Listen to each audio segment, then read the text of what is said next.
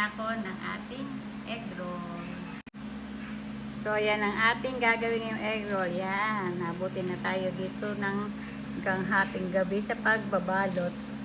Dahil marami tayong order at wala na akong stock. So, ayan. Gumawa uli ako ng maraming egg roll. 1,000 egg roll ang ating babalutin ngayon. Ayan. 50 pieces. Pagin natin. So, 100 pieces. Ayan. Babalot tayo ngayon ng maraming egg roll. So tara, start na tayo. So yan, mag-alis muna tayo ng sa lumpia. Wali-waliin lang muna. At tayo mag-start ng magawa ng ating egg roll or lumpiang Shanghai. Yan. Para isang gawa lang, maramihan na ang ating gawa. So, stock lang natin sa ating freezer. So, anytime na may mag-order, meron tayong egg roll. Yan. Gagawa naman tayo ngayon ng extra income. Diba? Dahil day off natin, part-time muna tayo ng ating extra income, ang ating egg roll. Wala na ako kasi stock. So, may mga order. Kaya, kailangan natin ng magawa ng marami. Para madali na lang magbenta. Diba? So, yan. Iwaiwalay lang natin. And then, start na tayo. So, start na tayong magawa. Meat. Hindi lang siya basta meat. Meron din siyang veggie na carrot, celery, at ang ating pang nilagay ng seafood na pampakranchi.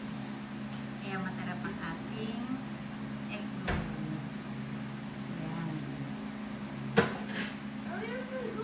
Babalutin lang natin ng ito, and then mamaya ikakat natin siya sa cut and half. So ito ay dalawa na. Ayan. Natin. Bilot lang tayo ng bilot ng Shanghai or egg roll. Yan, para matapos natin ito. Okay. Hanggang mamaya yung ating gabi. And then, bukas, Irina. So, maglo-laundry na lang tayo. Laundry naman tomorrow. So, kahit day off, walang pahinga. Yan, laging busy. Busy sa work, busy din dito pag day off. Yan. Laundry time tomorrow ng mga bedsheet natin. So, para matapos na natin ang ating egg roll. Kaya ngayon, tatapusin na natin siya. Ayan lang. Balot ang dali lang yun. Ng ating pili na lang natin siya mamaya. Pero parang hindi babawasan yun. Okay. So, eto, ready na ang ating 100 pieces egg roll. So, 1 down. Nagawa tayo ng 1,000 pieces. So, ikakat na natin. Okay? So, cut lang natin siya.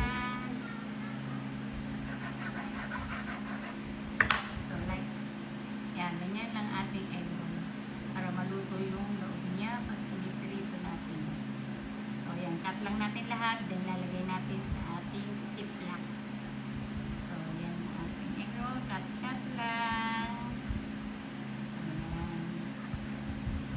So, natin mabalot. Ayun, cut lang natin siya. At tapos, lalagay sa ziplock, lalagay na natin sa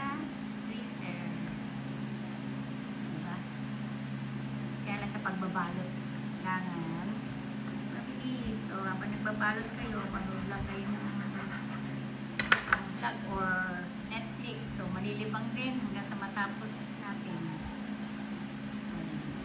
Pusin ko lang muna itong 200 then kakain muna kami kasi magsa 7 o'clock na dito ng gabi.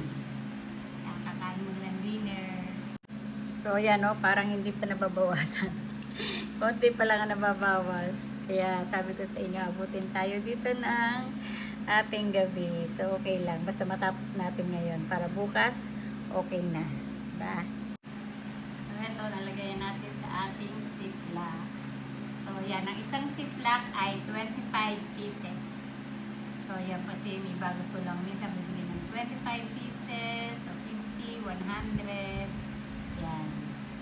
Ayan. Anytime natin gusto ng egg roll at marami tayong stock sa freezer, madali lang magluto. So, ayan. Dito na lang kayo. Dito na kayo.